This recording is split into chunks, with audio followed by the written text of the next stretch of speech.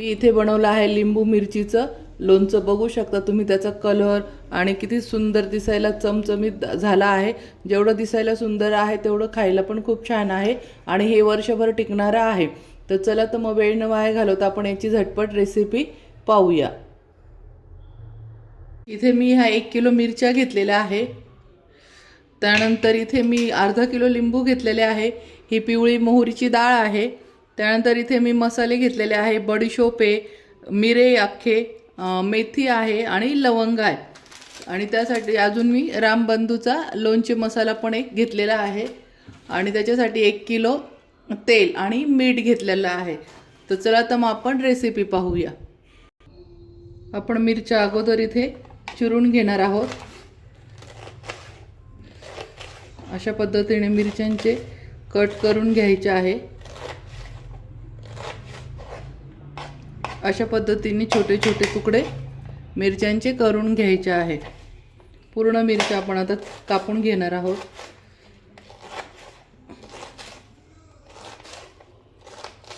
सर्व मिरच्या चिरून घ्यायच्या आहे। अशा पद्धतीने ह्या मिरच्या बारीक कापून घ्यायच्या आहे। आता आपण लिंबू कापून घेऊया। लिंबूच्या बिया काढून टाकायच्या असतात, नाही तर लोणचं लवकर खराब होतं। अशा पद्धतीने करून घ्यायचे आहे सर्व फोडी।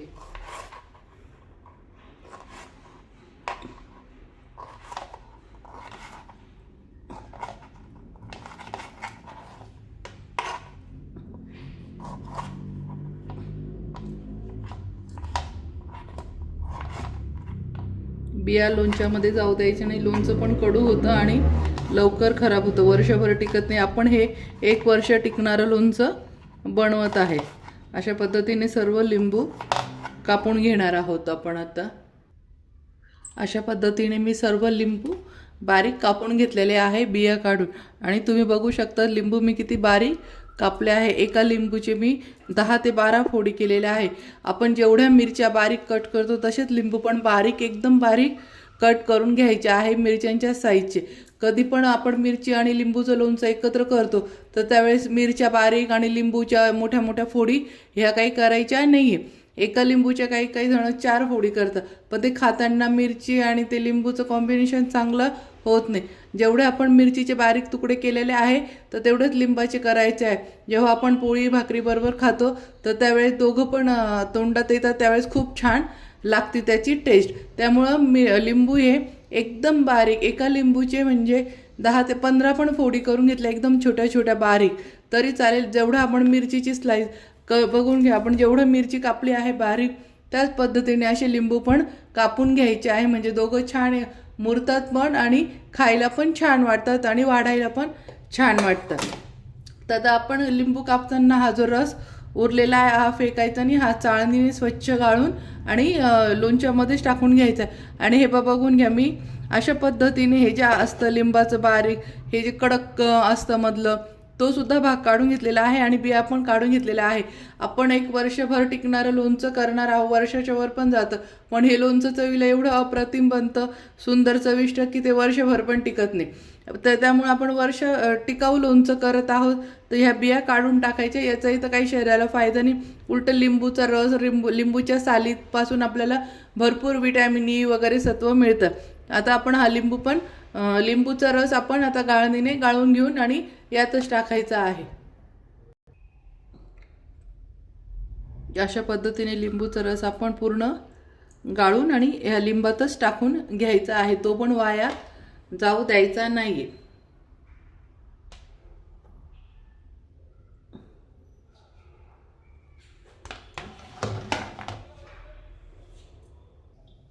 इथे मी कढई ठेवली आहे गॅसवर, तेल आणि त्या कढईमध्ये टाकलं आहे तेल, कडकडू द्यायचं आहे। तेल आपण शक्यतो हे लोखंडाच्याच कढईमध्ये गरम करायचं आहे, का की लोखंडाच्या कढईत जर आपण तेल गरम केलं लोणच्याचं वगैरे तर आपल्या शरीराला लोह पण भेटतं ह्या तेलामध्ये उतरून। आणि एक गोष्ट सगळ्यात महत्त्वाची लक्षात ठेवायची आहे, कधीही आपण जेव्हा मिरचीचं लोणचं करतो तर त्या मिरचीच्या लोणच्याला कधी पण सनफ्लॉवर ऑइल घ्या किंवा तुम्ही काय म्हणतात त्याला, ते सोयाबीन ऑइल घ्या किंवा शेंगदाणा ऑइल घ्या, पण सरसोचं तेल घेऊ नका। का की सरसो हे गरम असतं आणि आपली मिरची पण तिखट असते, तर शरीरामध्ये उलट आग पडते पोटामध्ये आणि ते लोणचं पचत नाही. त्याच्यामुळं चुकूनही कोणाचंही बघून किंवा कोणी कितीही सांगितल्याने मोहरीचे तेल, सरसोचं तेल एकच नाव आहे त्याला, कोणी राईचं तेल म्हणतात, तर ते तेल चुकूनही मिरचीच्या लोणच्याला वापरू नका, कारण की त्याच्याने आपल्या शरीराला फार आग पडते. आपण इकडे महाराष्ट्रात राहतो, आपल्या शरीराला जे सूट होतं आपण हवामानाने तापमानाने सगळं ऋतू पाहूनच खायचं असतं. सरसोचं तेल हे कोणी सरसोचं तेल म्हणतात, कोणी मोहरीचं तेल म्हणतात, कोणी राईचं तेल म्हणतात, तर हे तेल चुकूनही तुम्ही मिरच्यांच्या लोणच्याला वापरू नका. तेल आता आपण चांगलं कडकडू देणार आहोत. तोपर्यंत आता आपण याच्यामध्ये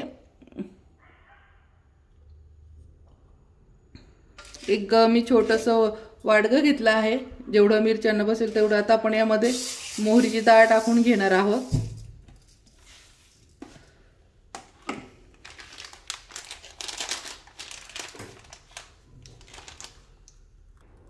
त्यानंतर आपण जो लोणच्याचा मसाला घेतला आहे तो टाकून घ्यायचा आहे.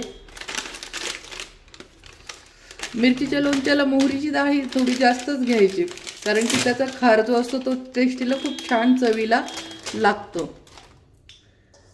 अशा पद्धतीने ही मोहरीची डाळ आपण जास्तच घेऊन घ्यायची आहे थोडी.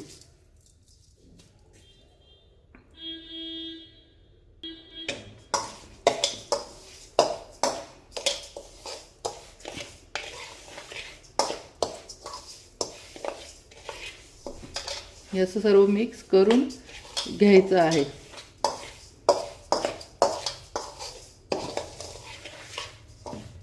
आणि ह्या पद्धतीनेच करायचं आहे, जसं आपण लोणच्याला रामबंधूचा तो मसाला टाकतो किंवा कोणी कोणत्या कंपनीचा टाकत असेल तर हा मसाला टाकून घ्यायचा आहे. मोहरीची डाळ टाकायची आहे.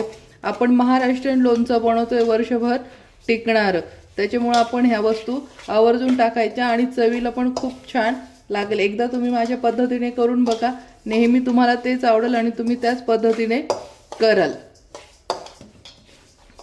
खूप म्हणजे खूपच सुंदर लागतं हे चवीला. त्यानंतर आपण आता मिरच्यांच्या हिशोबाने मीठ टाकून घेणार आहोत.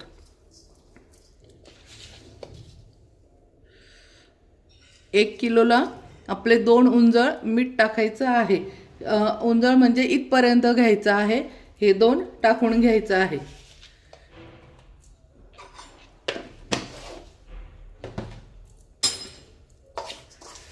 कधी पण माप लक्षात ठेवा, 1 किलोला आपल्या ह्या रेषेपर्यंत हाफ म्हणजे आपला हात, तर एवढं 2 वेळा मीठ घेऊन घ्यायचं आहे. त्याचं परफेक्ट माप आहे. 1 किलो मिरची असेल तर तुम्ही अर्धा किलो लिंबू घ्यायचे आहे बारीक चिरून. किलोप्रमाणे माप घ्यायचं आणि अर्धा किलो मिरची असेल तर पावशर लिंबू घ्यायचे. आणि ही मोहरीची डाळ आपण 1 किलोला पावशर घेऊ शकतोय किंवा थोडी जास्त पण घेऊ शकतोय, पण मी थोडी इथे जास्त घेतलेली आहे. मला इथला मिरचीचा जो खार असतो तर तो खूप आवडतो, तर त्याच्यामुळे मी थोडीशी मोहरीची डाळ एक्स्ट्राच घेत असते. कारण की हे लोणचं जसं जसं मुरतं तर हा जो खार असतो हा चवीला खूपच छान लागतो. आता इथे आपलं तेल गरम झालेलं आहे, चांगलं धूर निघत आहे. आता हे आपण थोडं कोमट होऊन जाऊ देऊ आणि नंतर तुम्हाला पुढचं दाखवते. गरम कोमट झाला आहे, त्यामध्ये आपण आता हे लवंग टाकून घेणार आहोत. त्यानंतर काळी मिरी, मेथी दाणे, बडीशोप सर्व टाकून घेणार आहोत. इथे मी हिंग घेतलेला आहे, बघू शकता माझा सोनगडचा हिंग आहे राजस्थानमधलं, तो टाकून घ्यायचा आहे. आणि थोडी हळद टाकून घेणार आहोत आपण.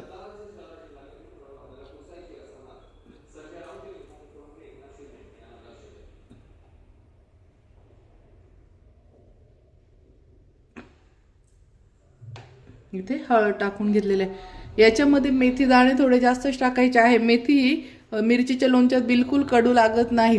जशी जशी ती मेथी मुरते तशी तशी खूप छान लागते, तर कडू बिलकुल लागत नाही. याच्यामध्ये थोडे मेथी दाणे जास्तच आपल्याला घ्यायचे आहे. तर आता हे झालं आहे, आपण आता थोडंसं मिक्स करून घेऊया. आणि तेल थंड झालं की आपण जो मोहरीची डाळ वगैरे मसाला एकत्र करून ठेवला आहे मीठ त्यात ओतून घेणार आहोत.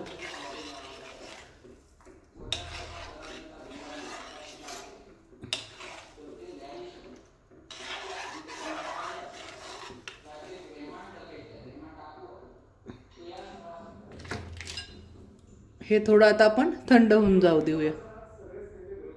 आता थोडं कोमट झालंय, आपण याच्यामध्ये टाकून घेणार आहोत.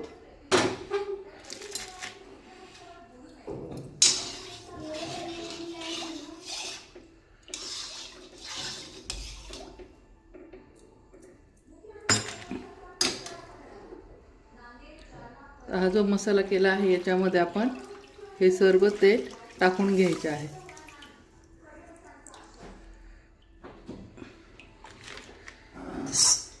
सर्व मसाला पण काढून याच्यात टाकायचा आहे. कढईमध्ये काही ठेवायचं नाही.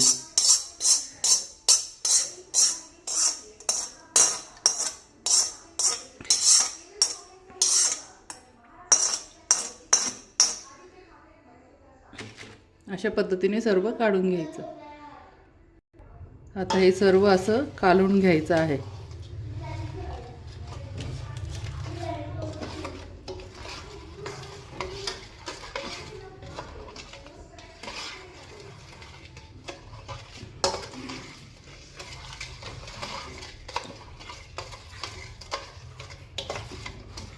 आता हे असं राहू द्यायचं आहे अर्धा एक तास, आणि अर्धा एक तासानंतर आपण मिरच्या लिंबू टाकून आणि कालवून घेणार आहोत. आता हे सर्व कालवून घेऊया.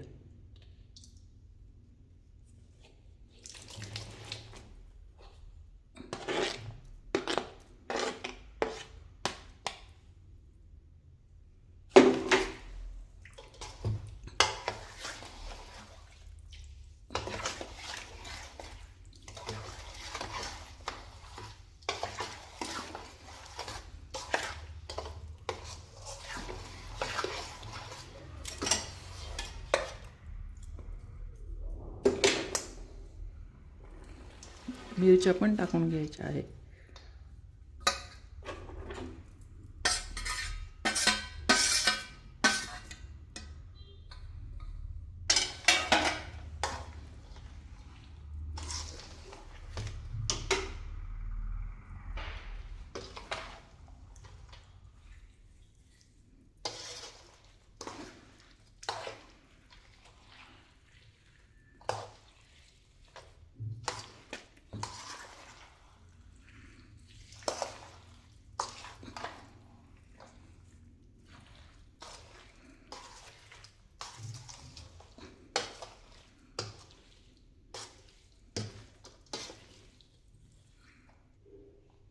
आता हे अशा पद्धतीने काढून आणि आपण आता झाकून ठेवणार आहोत 2-3 तासासाठी. नंतर बरणीत भरूया. चला तर मग आता हे लोणचं रेडी झालं आहे, थंड पण झालं आहे. आता आपण हे काचेच्या बरणीत भरून घ्यायचं आहे आणि याचं झाकण लावायचं नाही, रुमालाने बांधायचं आहे. हे आपण वर्षभर टिकणारं लोणचं बनवलेलं आहे. तर कशी वाटली माझी रेसिपी? आवडलं असेल तर माझ्या चॅनलला लाईक करा, सबस्क्राईब करा आणि शेअर करा. माझी रेसिपी पाहिल्याबद्दल धन्यवाद. मस्त खा आणि मस्त रहा. झालं आपलं लोणचं रेडी बरणीमध्ये भरणं.